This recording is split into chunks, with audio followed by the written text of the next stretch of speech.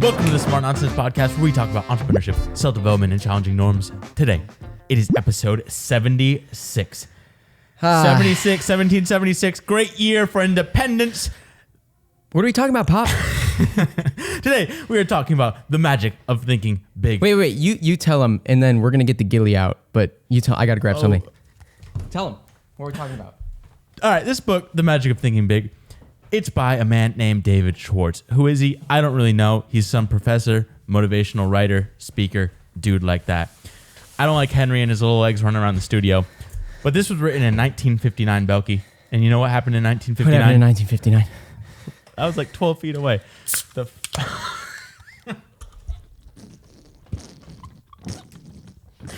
Everyone, Belky is hammering a Four Loko live on the set. He is ready to go. I don't know why. Let me say something really quick. If you are not on YouTube yet, watching these stupid videos, we're going to be doing this forever. We're doing this forever. We're tweaking things. We're leveling up. It's here. Leave a review. Watch us on YouTube.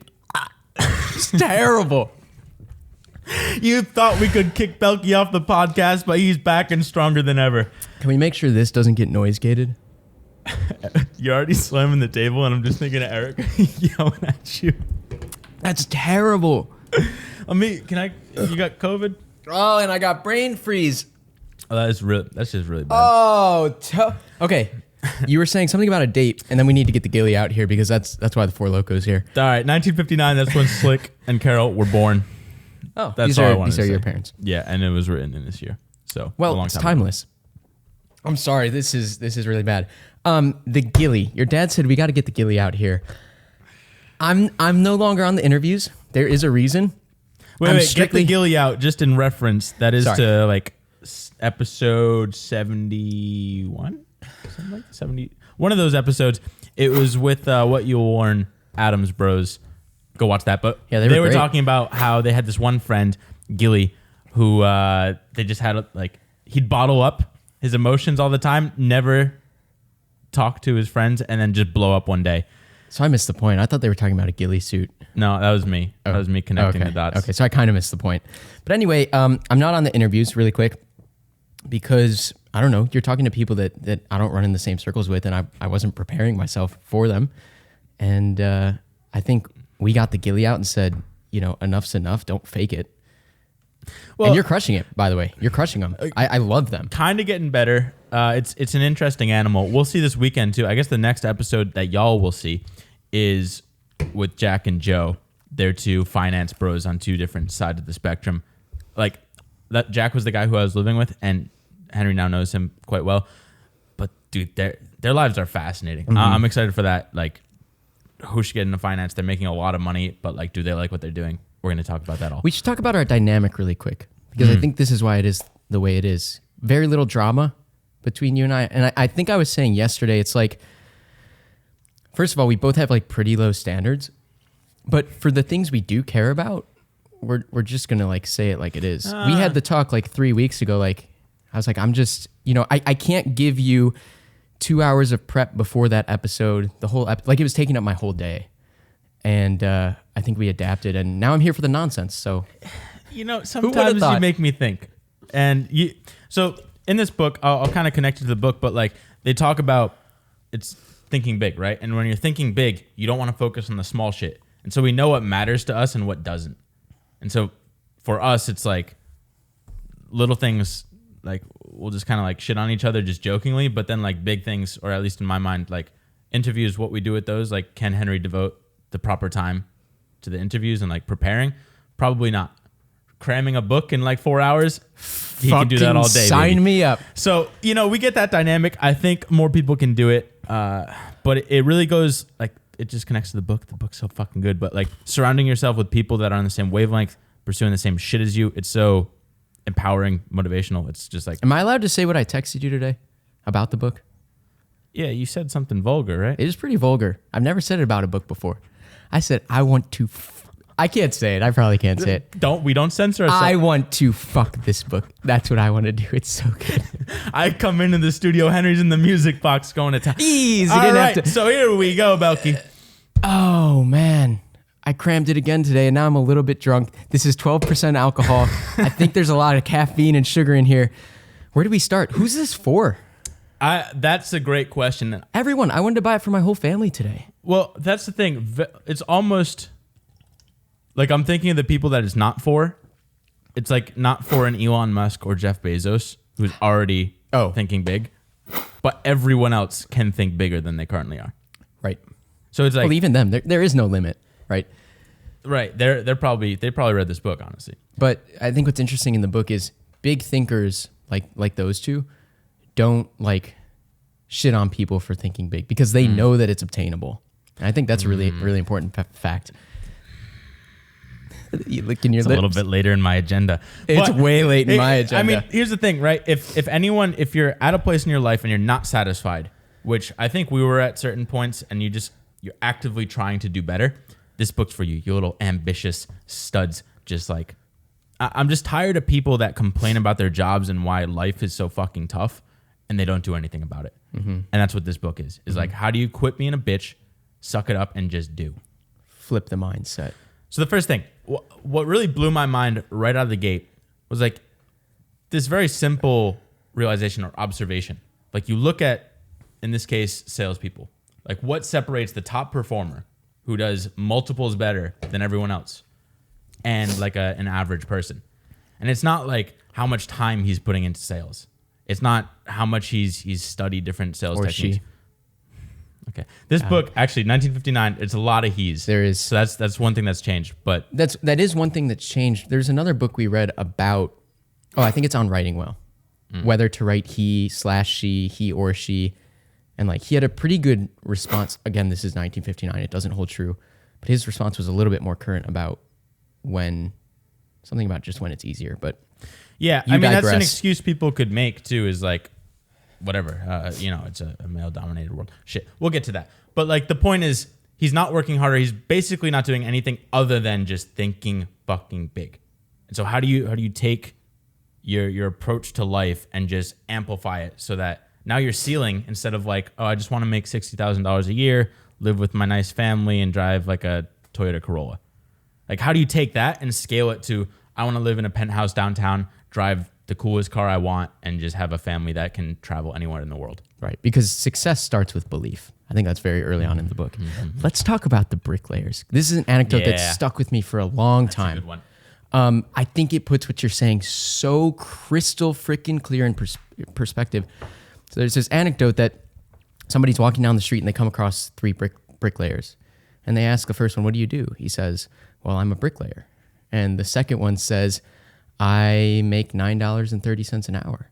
And the third bricklayer says, well, I'm building the world's greatest cathedral. Mind you, they're all doing the same thing. But who do you think is further along or more successful a year down the line or 2 years down the line? Not only that, but like enjoying their job. Yeah. It's like, you want to go into work every day, and sometimes it's hard, like depending on your environment, but just suck it up, figure out a way to reframe your shit. So it's like you're on the path to some greater mission. The weather too. Total social construct. I'm sorry, I'm going a bit late in the book, but I think it's relevant. Yeah, we'll try and tie this into some sort of cohesiveness. We'll put a bow on it eventually. I'll be drunk by that point, but I mean, I guess it we starts can talk with belief. about it, but like, it's the kind of victim, just excusitis, like negative thinking. Oh, excusitis, my man. That's such a big one for me. It's like, because what ends up happening, we talk about this a lot, but with people who have this disease, excusitis. Curable. It's curable. It's absolutely curable. The same way confidence is, which I heard again listening today. It's like nobody's born with confidence. We'll talk about that in a second. But I'm drunk, and what was I saying about excusitis? You got really jazzed up. I got really jazzed up. Oh, because there are pessimistic people, right? There are naysayers who, we've talked about this before, but they look at someone like you or I, what the fuck are we doing? And they, in their mind, there's two thoughts. This has nothing to do with excusitis. This is going to be the theme of the episode. Just wherever you want to go with this, Belky. They have two thoughts. And those two thoughts are, look, if I shit on them, if I say, well, you can't do that, you can't be successful, and I was right, well, great. But if we actually become something, How does this go? I'm buzzed, to say the least. Well, it's like if you become something, then it's challenging their path in life. So they want to be able to say, I told you so. Right. And if you succeed, then there's this cognitive dissonance, like, oh, they're better than I am. And that's a big one for me. That was from... I just want everyone to be happy for everyone. Yeah, well, Belky's just tired of getting shit on. There's nobody that I encounter day to day that I'm like, I don't want you to do that. You know, like I'm the biggest cheerleader. Well, it really comes down to thinking with this positive sum mindset. And that was something that was cool from, it was, what the fuck is his name? Friedman. Naval? What's the podcast? Lex Friedman and the guy that makes Comma AI. No idea. It's cool. Like, just so people know, it's alternative. Basically, you can install it in your car and it self-drives. Oh. Super cool software. But they were talking about this and like, people aren't rooting for you. Because like you said, it's like, well, they want to be able to tell you I told you so. And then if you do succeed, it makes them feel like shit. So it's just like double working against you. And here's the truth of the matter. Let's look at YouTube. You can subscribe to my channel. You can subscribe to your channel. I can subscribe to the naysayers. Everybody can subscribe, right? Like everybody can go out and raise money. It's positive sum. If somebody subscribes to my YouTube channel, that doesn't that does not preclude. Watch this on YouTube. I'm just by the end. You don't want to see that either. It does not preclude you from adding a subscription to your channel, and I think that's a big mindset that a lot of people don't. I mean, understand. I'm still accepting it because I was thinking like, oh, you know, we're in this competitive podcast space now because everyone has a podcast because there are very few barriers to entry. But then you're like, well, how many awesome 23-year-olds are there just fucking talking books and shooting the shit in like a fun way? We're in a league of our own. At least I haven't heard one like few, right? But you can also listen to 8 of them. Right. So it's just this mindset of like, just be the best at your specific niche and like everyone can win and create a better world. So that's kind of the nice thing to say there. But I think talking in general about the people around you is important. Because like you said, for example, say I go to you, actually this happened last weekend, and I said to a person, I'm like, God, I'm a beast. I said to a person, they were like, oh, why are you doing this podcast? I'm like, well, I feel like I have a lot of we have a lot of counterintuitive thoughts, ideas about how to succeed in the world. Granted, at this point, we're kind of successful already. They're counterintuitive amongst the people we are in circles with. Right. They're like, if you're outside that, it's just like normal entrepreneurial stuff. But sorry. So I'm just saying, I'm like, yeah, I want to do this podcast, have a lot of ideas. I think it could change a lot of lives for the positive. And I know that in 2 years, millions of people will listen to our podcast. And just very like confidently saying that. And people like this person was like, wow, that's actually like, that's so rare to hear someone with that sort of confidence. And I just know like we dig this shit and we think on this big scale. Whereas I know friends at home, if I said that back in high school, for example, they would be like, dude, what the fuck are you talking? Get out of here. Like you're going to be someone. Sure. It's just, it depends. If you pose that question of you're going to make an impact, you're going to be a millionaire, billionaire, whatever the fuck you want to be. What's the reaction of the people around you? Is it, oh, that's dope, how are you going to do it? Or is it, get the fuck out of here? And if it's get the fuck out of here, find new friends. You have to. As hard as it is. It's even harder when it's family. But then I say break up with your family, which has been a big thing in my life. You know, love them to death, but we don't all have the same mindset. And it's like if I stayed in the house and was surrounded by this kind of energy that's not equal to my energy, then you have to break up with them. It's hard, but it's true. That literally happened to me freshman year because I was like on the cusp of the little like fuckboy side that was just going around trying to be cool. Okay, like the nerd. I know. Yeah. Let me make it personal. And I was like outside of the top 10 in my class. I wanted to go to a good school. You couldn't unless you were in the top 10. And so I was like, you know, you're at that fork in the road. Which one do you go down? Do you like try and be cool, be super good at sports, or do you like focus more on AP classes and shit like that? And so I just picked the smart route, which now is fucking dope because we get into Brown, like a cool school. I think 2 main realizations come out. One is like, these people aren't smarter than me or any of my friends. You look at them like, yeah, maybe they fucking study a little bit more. I'm swearing more than normal. Maybe they study more. It's the Four Loko. It must be in my blood. Gross. So they're not smarter than anyone for the most part. Maybe like Noah, who's on the podcast. Noah's a whiz. He's a whiz. He's an absolute whiz. But that's the thing. You don't need to be like a Jeopardy whiz or anything like that. And then it just really comes down to ambition. Let's talk about knowledge. Can I? Oh, you had more? Well, I just want to say ambition. Like the benefit ambition. of Brown, it wasn't that you're around smart people. It's you're around ambitious people that make you think big. They force you to think big because that's who your community is. Which I'm going to bring to knowledge, right? Yes, bring it somewhere. We hear knowledge is bring it somewhere. You don't know where I'm going. I don't know where I'm going. My could be tongue's backwards, a little could loose. Be forward, could be up. Knowledge is power, right? No, it is not. Knowledge is potential power, right? It's what you do with that. What do you say about mental ability? He says, quote, "Am I using my mental ability to make history or to record history made by others?" I don't remember a single thing you were saying now that I think about it. But I think you were talking about ambition. It's how you use your knowledge. We were talking about smart people at Brown too. I mean, that's the thing. Okay, let's just like help throw me out. words by each other and see if they connect somewhere. I have when I said I wanted to fuck this book, it's because every single sentence, I don't know if it's confirmation bias or what, I'm like, true. Like, I put this book on, first of all, for who this is for, if you just want to get jazzed up, like put this book on in the morning. And I was walking faster. My chest was out. My head was up. I was smiling. It's nice out today. I was like, I'm thinking big. Remember the first time you recommended this to me? We were doing the podcast, I think, not in person, but like I wanted to exercise, didn't have friends to play sports with. So I'm like, I'm going to start rollerblading on the bike path.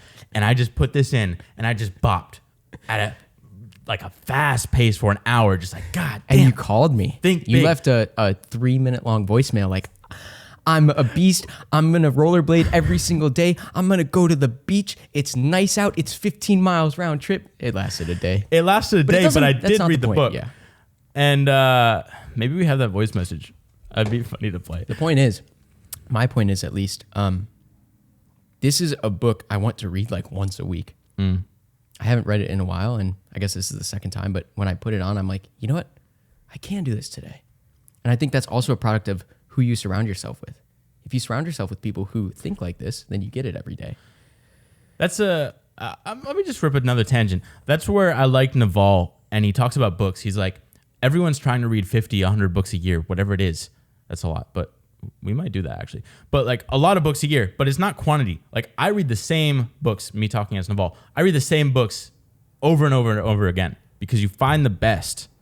And then why would you need to read other shit? Right. Naval reads like 3 sentences a night, but he reads those 3 sentences 400 times. He's like, I just want to. Well, okay. So principles, somehow trying to piece together what we've talked about so far. Basically like, good luck. You set the ceiling. So why not set it super fucking high? Not even have a ceiling. Just think, how high can I get? Quit it with the excuses. An interesting little fact, at least in 1959 stats, was that 3 out of 4 people in hospital beds are there because of emotionally induced illnesses. AKA, it's all in their head. Let me say really quick, it's a touch political. It's Wednesday, November 4th, but Trump's COVID case, right? There was a lot going on, but his doctors came out a few days after and said, we misspoke on certain things. We were optimistic on certain things because we wanted to, they were like, we didn't want to stoke fear in the president. They were like, we reported that he was doing better than he was because we wanted him to believe he was doing better than he was. And I think it's a huge thing. It's also the reason why married folks are healthier in the second half of their life. It's this weird belief thing going on. It's all, inner game of tennis, which we talked about a couple episodes back. It's all this inner game that's just not emphasized enough. I guess they were doing it 60 years ago with this book, but like it starts with belief. And once you believe you're that person, you surround yourself with those people, you become it. And I think like even with, say, are you the type of person that's you go into a lecture and you sit in the back of the room and just kind of bullshit? Or are you at the front of the class raising your hand, Where were participating? Freshman year, I was in the back. Then I realized Like you hate class when you're in the back. It's just boring. You can't participate. It's like you on the guest podcast. It's like you don't really know a lot about them. Right. I'm like trying to ask a couple questions. But it's so much more fun when you come prepared and you're like, this is what this person knows that I don't. And now I can learn from them. I agree. And that's how you approach it. And that was such a foundational change in my approach to just really quick, participating. because that gets into confidence. Like I said, that was the least confidence I've ever heard. Hold on. Yeah. Chug that shit. This gets into confidence. That's the end of the Four Loko. Is this too late for us? No, this is great. This is great. I'm buzzed. Think confident. My plan was to chug the whole thing right off the bat, but it tastes like shit. Yeah. Think confident, be confident. Right. Again, this fact that nobody's born with confidence. It's all acquired. Yes, it's acquired unfairly. You and I as white male people, but there's no intrinsic thing about confidence that you're born with.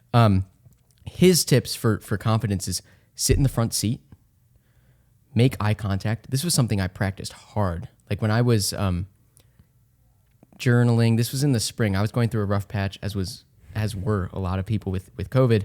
Every single day in my journal, I was writing like, make more eye contact today. Make more eye contact today. But that's one thing he says. Walk 25% faster, right? I put this book on, chest up, head up. Head ass. Big smile. And then practice speaking up. He also says like the standard should be every meeting you have, every class you have, you're going to add something voluntarily. You're going to be the first to speak, not the last to speak. And again, I can't remember what we were talking about 4 minutes ago, but I think that's how we got to this confidence point. I don't know. It's all interesting though. Those are like actionable steps that anyone can take. It's funny too, because Steph Smith, who was on the podcast, I read her book. She had little sessions talking about the book on Zoom. And the first session, it was like 50 plus people in it. And it's like, does anyone want to introduce themselves? Like, let's get a feel for kind of where people are coming from. And I'm like, smart nonsense. People should listen to smart nonsense. In my head, I'm thinking like, Dylan, just fucking talk. And I was nervous. It's a Zoom call, which seems silly because it's just a webcam. But I got nervous, and then I didn't promote something that I could easily pitch to a lot of people and they'd be very interested. And I just kept quiet, little sheep in the back. And I've been kicking myself ever since. And I forgot who said this, but basically you want to approach life like people are scared to take the initiative. Whether, say like there's a study about people on a subway and it's like, do you want to talk to the person next to you? Most people are like, probably not. Like probably they don't want me to speak to them. But then you do and everyone's happy. And so just taking the mentality of like, first to say hi.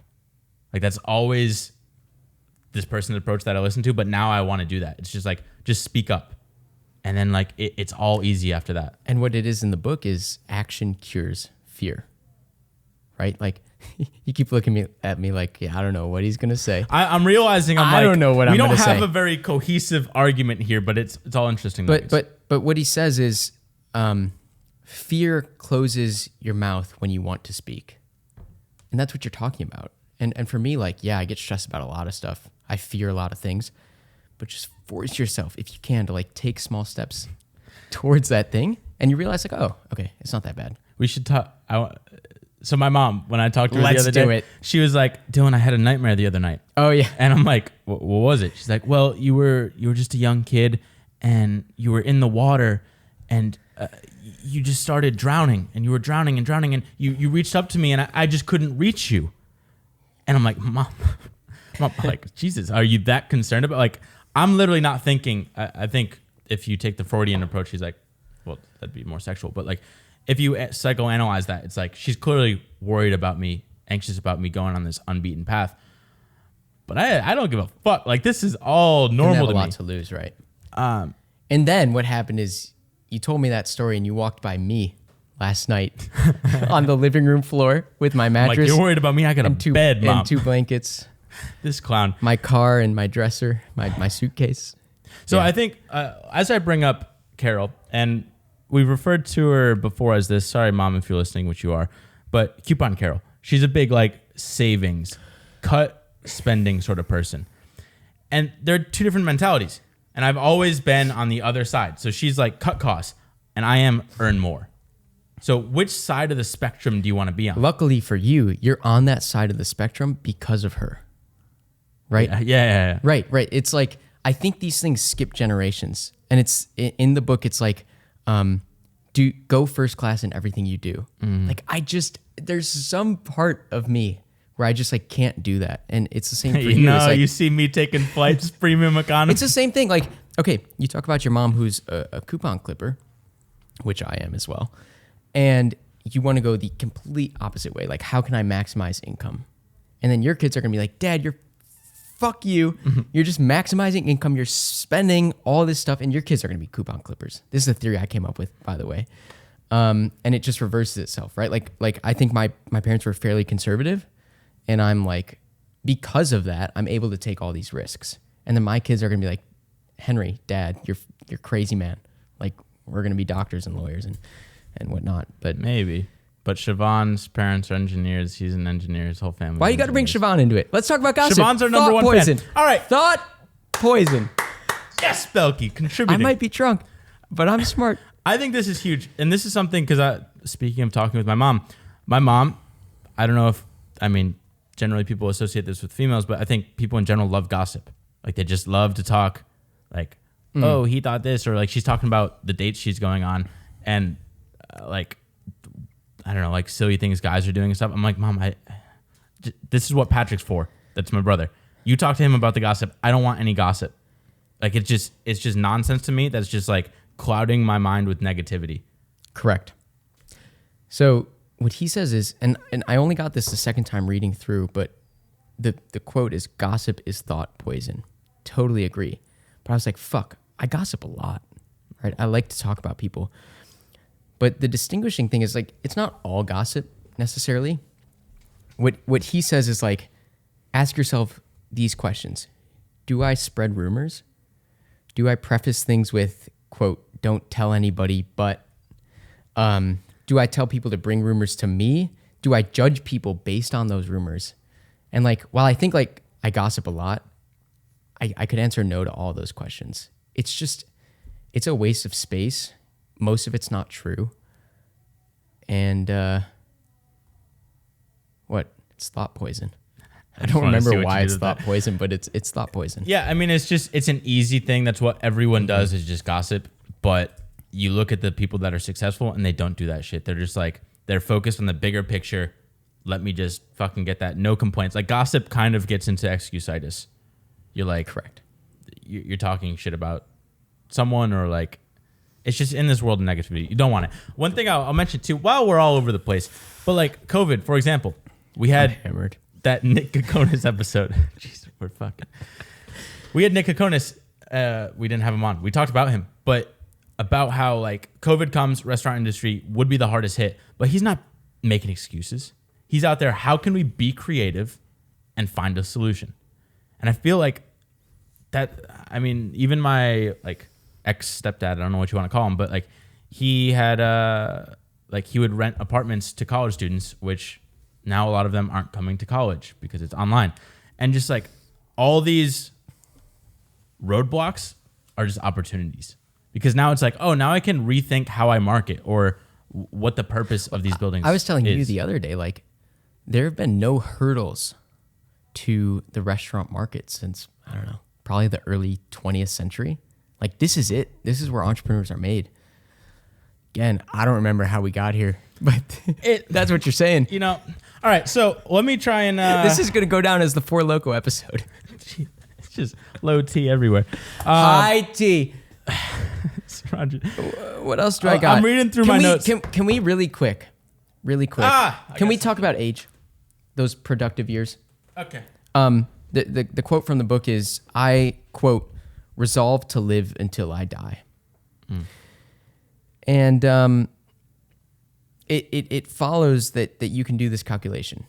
It's calculate your productive years, right? You're probably productive from age 20, like in the workplace, age 20 to age 75, if you're average or lucky. So why are the 45-year-olds, the 50-year-olds wrapping it up? We've talked about this before, I think, in different contexts. But let's say you're 40.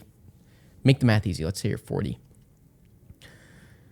if productive years are from 20 to 70, you're 20 years into those productive years. You have 30 left. You're not even halfway. Let's look at my parents, right? They're 54, 56.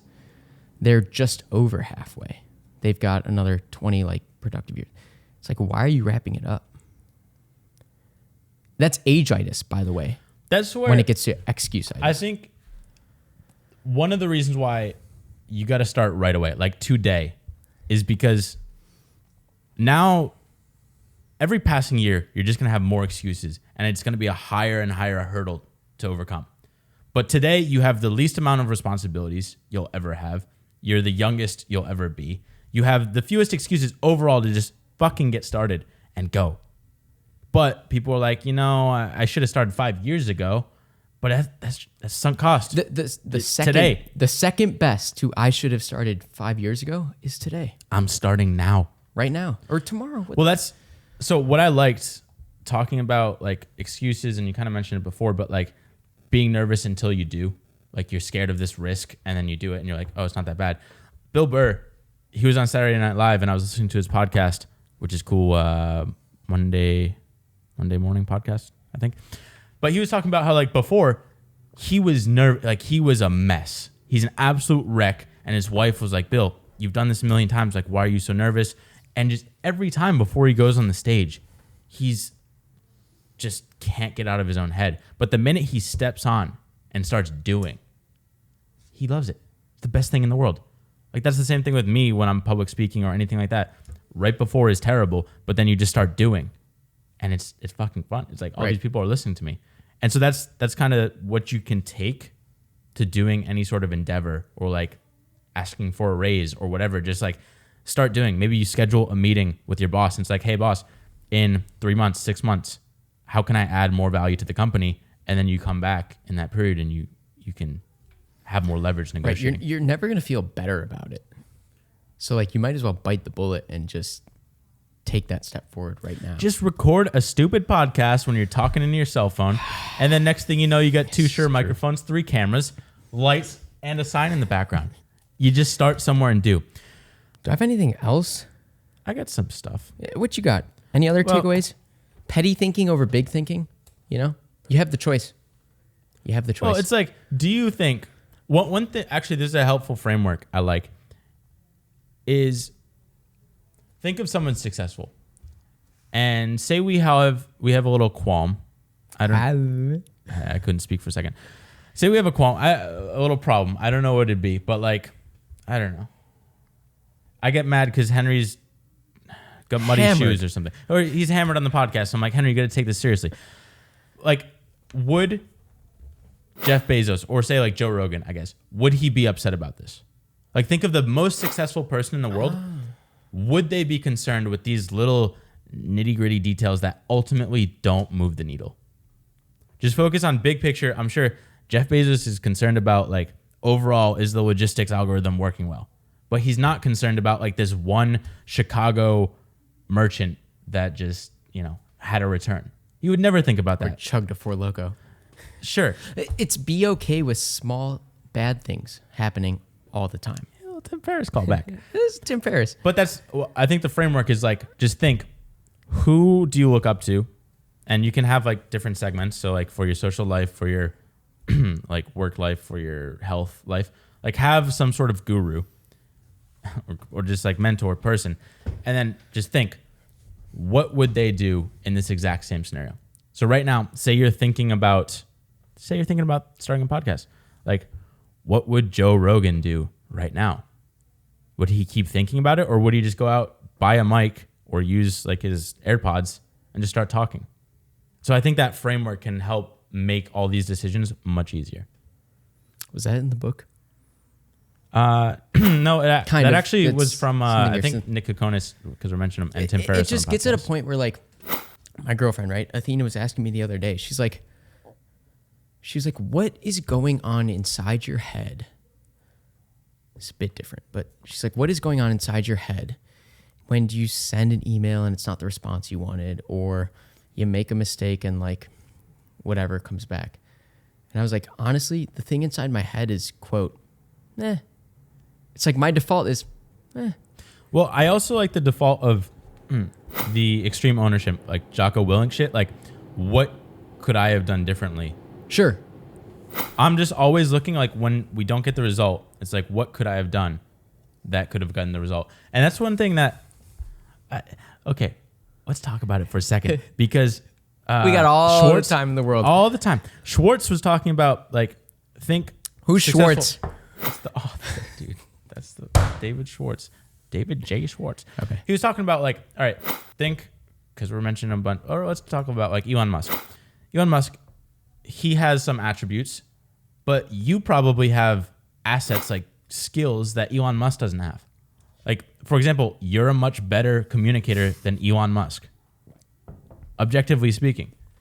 And so you could, in theory, be more successful, at least in that little space, than Elon. So there's no like limiting shit because he legitimately sounds like he has some sort of Asperger's or something when he speaks. You kind of need that to like challenge norms and stuff like that. But, he may, right? But it's just fuck all the excuses. I guess, Jesus, I sound like I'm drunk now, but like screw all the excuses because you have some skills. I even made a list of like, what's Henry good at? No, this is why I tell people all the time. He's like, I'm just another photographer or something. Like they email me. I'm like, you are the only photographer that's also a paralegal that also has this insight that like you're one of a kind, right? I'm one of a kind. You're one of a kind. My girlfriend, she's one of a kind. And like, unless you're playing into Excusitis, right? It's like nobody, sure, I could come up with Tesla and SpaceX and probably give a better keynote. Sure. So why like cop out at like, well, Elon Musk is Elon Musk. You can't. All right. Here's a quote. Ring Steph it up. Smith's favorite quote from Steve Jobs. Can I add really quick? The Steph Smith podcast was great. 68. It was great. Steph Smith. Okay. Her favorite quote is Steve Jobs. And I'm going to butcher it, but this is the overall thought behind it, is you look around at the world and you realize that it was built by people no smarter than you and me. And you realize that not only wasn't it built by smarter people, but you can also change and influence that world. And once you realize that, the whole world just opens up. And I think that's fundamental. I think that's just cool because literally, Brown, no one was smarter. I honestly don't think intelligence, I kind of laugh thinking about it. That's what we talked about, knowledge, right? Right. It's just like, do you know a lot of facts? It doesn't matter. Doesn't matter. Einstein asked, how many feet in a mile? Doesn't matter. I can look it up. 5,000-ish. 2,080. 5,280. Doesn't matter. Fuck you. Doesn't matter, though. That's why you hate history, because it ultimately doesn't matter. It's a product of, can you use your resources well? I have a bunch of little quotes, dude, that I like. Every sentence was a quote. I know, right? These are not quotes from our boy Schwartzy. Okay, so one from Patton that I like. A good plan executed violently now. Violently. He was a war guy. That's great. A good plan executed violently now is better than a perfect plan a week from now. Great. Just fucking do it today. Great. And you're going to get to that more perfect with space. all you got. Do it with all you got. Pinballing around. All right. Second quote. The man who thinks he can and the man who thinks he can't are both right. Whoa. One more time. The man who thinks he can and the man who thinks he can't are both right. That's right. So what do you choose? What do you choose? What do you choose? I'm with the can train. The can train. All right, let's try and summarize a lot of this stuff. We're missing some points, but basically, okay. From the beginning. Start from the beginning. Realize, kind of like Jobs, the whole world, no one's smarter than you. Everyone has their excuses, but some people just say, fuck the excuses. I'm still going to be awesome. And then think awesome on a massive scale. Like, put yourself 10 years from now in your perfect place, and how do you build towards that? And then start to cultivate like an environment where everyone around you is on that same journey. So like, that's why it's nice. We're all living in our little Dunbar creative house, whatever we call This it. is why I moved out, essentially. Literally. It's just find the people that are on that with you. That's what Twitter is. If you can't do it in person, you just find your environment, your little circle, and crush it there. And then once you really start to believe it, internalize it, then people are going to flock to you. And you're going to have this positivity. Like, don't be a negative person. This is what something I want to do is just whenever you see the weather, you kind of mentioned it, but like the weather is always awesome. No matter what. Right. Don't come in and be like, oh, it's raining, it's shitty out. Like the little small talk shit. Really quick, we only convince kids that the weather sucks because we said so. Right. Like the rain's kind of fun when you think, I love kind of the feeling of rain hitting me. Right. Especially when it's warm out. A child who's new to the world. It's like, it's another day. But if we talk about the weather and meteorologists, they're like, it's cramming out. Like, you hate the rain, you hate the snow. Well, that's one thing, because that's what I want to work on more than anything else right now, is just talking about Chicago. It's like, what do you think of Chicago? Oh, it's a dope city, but it's kind of cold. And I keep saying that to every single person. Yeah. But I'm like, you know what? Fucking cold's awesome. I play ice hockey. It's a dope city. More opportunity. It's a dope city. I told my mom the other day, she was like, how are you? I said, I'm great. Happy Monday. That's it. That's my little, you remember when we talked about like how I like doing little cool adjectives? Yeah, dandy. Like, how are you? I'm dandy. I'm splendid. I'm phenomenal. Like, just. It's in your head. Switch it up. Be positive because people really, love that shit. Really, really quick. Not to knock my dad at all, but when he's asked like, how are you? He has this default, fine, thanks, how are you? And I'm like, what if that was, I'm great. I'm great. How are you doing today? Like, really be active about it. I'm still confused at the world, dude. It seems like this stuff is so obvious to me, or to us to some extent, but like literally everyone is okay with just being a little drone, going around complaining about their life, and they just don't do. I'm reading a great book right now. I don't know what it's called, but it's by A.J. Jacobs. Isn't it like Thank you something. It's a gratitude journey. And he's like, I spend more than half of my day just being crabby about stuff. Like, can I be more active about who I'm thanking and how grateful I am? Because remember, we only remember the things that go wrong, the negative stuff.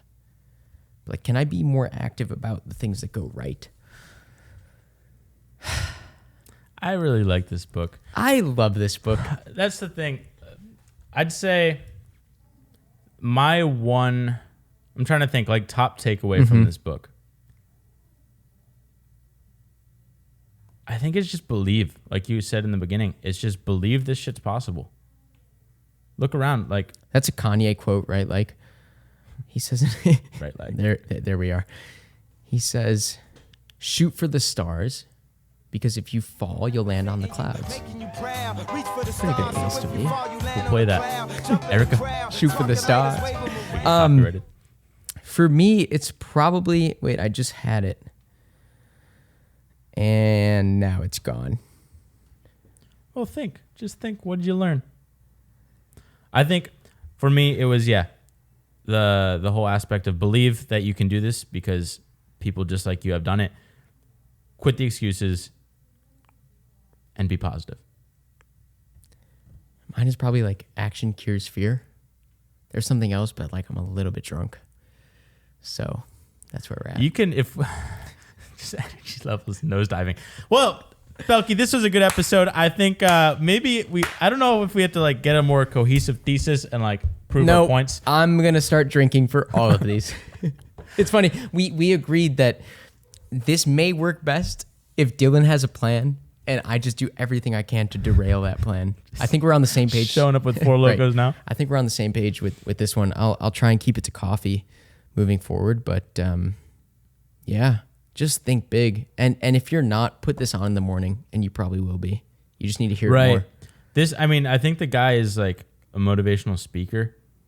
And dude, his shit is so motivating. Just get the book. It's $10. It's dope. It's going to be a lot better than our little summary of it. But all right, we're talking. Well, I don't know if you're going to be here, but I'm talking with Jack and Joe about money. I don't think we have enough microphones. Philosophy. 3. And then Zoom. Joe's not in person. Maybe I'll be here. Maybe he'll be here. Think big. All right. I'll be here. See you soon.